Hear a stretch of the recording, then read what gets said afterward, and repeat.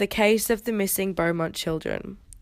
On January 26, 1966, Australia Day, in South Australia, the three Beaumont children, Jane, aged 9, Anna, aged 7, and Grant, aged 4, were believed to have been abducted from a beach and have been missing ever since. It was reported that the Beaumont children were spending the day at Glengan Beach, where they were expected to take the bus home.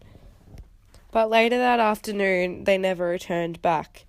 They had believed to be seen with a tall blonde man, said to be in his 30s at the time, hanging around with the children at the beach. Their parents reported them missing to the police 4 hours after they were supposed to be home. Their parents stated that it was unusual behaviour, especially from their eldest child, Jane, who would never disobey her parents.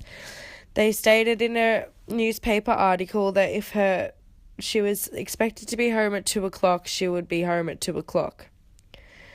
This was the largest police investigation in the country's history and broke many hearts of those who lived in the area. The search covered all seaside, suburbs and seafront from 30 miles out of South Adelaide. They searched several times over the same area and found nothing. About the newspaper article and how it was reported. The newspaper article about the Beaumont children's disappearance was published on the 28th of January 1966. The children were supposed to be reported missing on the 26th of January 1966. The newspaper article that was published is presented here.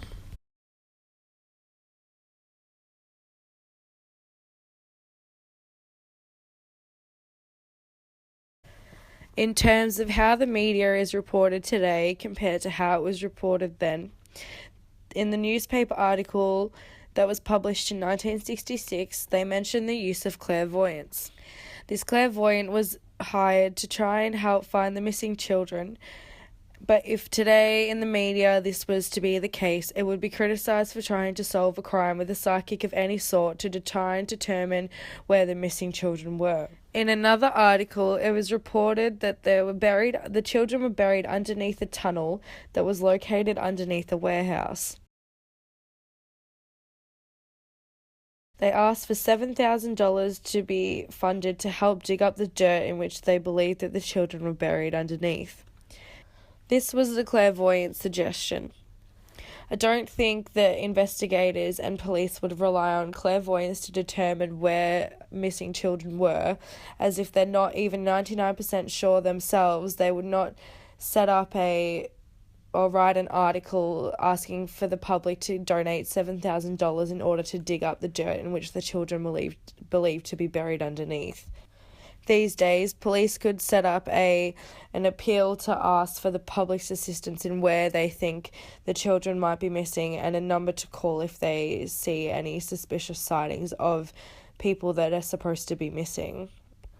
It was also reported that a public meeting would be called in order to see what theories and test what theories that everybody thought was relevant to the Beaumont children's case.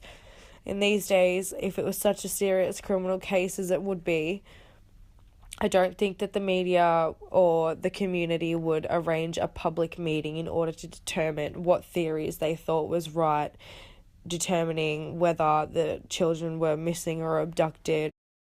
If the Beaumont's children's case was reported in the media today, in the newspaper for example, the whole front page would be covered in the missing children's case and would have an article relating directly to the case that would have its own separate page in the newspaper or just take up a whole column on the newspaper. Whereas when the newspaper was published in 1966, the article about the children was only a small newspaper clipping on the front page that was surrounding other things with bigger headings than it had for the missing children.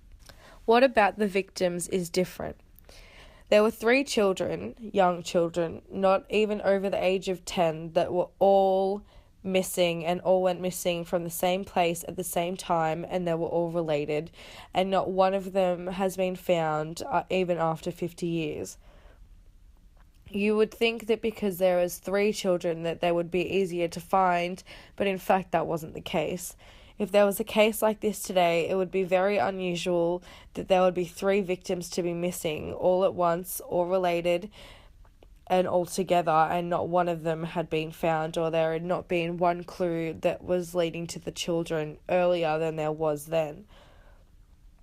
It is typically only girls, and not in multiples. Only one is usually missing at a time if a case like this were to happen today. What a difference is that the police did in 1966 compared to modern day society today.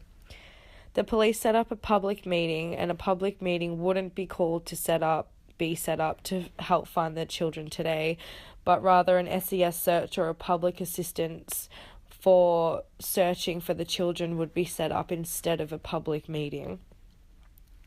They also talk about public voting for a certain theory for where the children's whereabouts would be and whether the theory should be tested or not. But these days, they wouldn't vote for a theory or to ask for the public's opinion, only their help in trying to find clues of the whereabouts of where the children could be.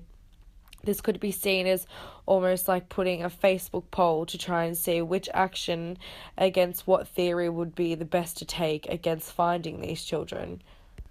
Also, another difference in how the media would report this case today, they would have no fortune tellers to state, or clairvoyants, whether to state what might have happened to the children and what leads they could think of and determine where they are for the police to rely on. They would only be relying on clear facts and statements and evidence to find where the children would be.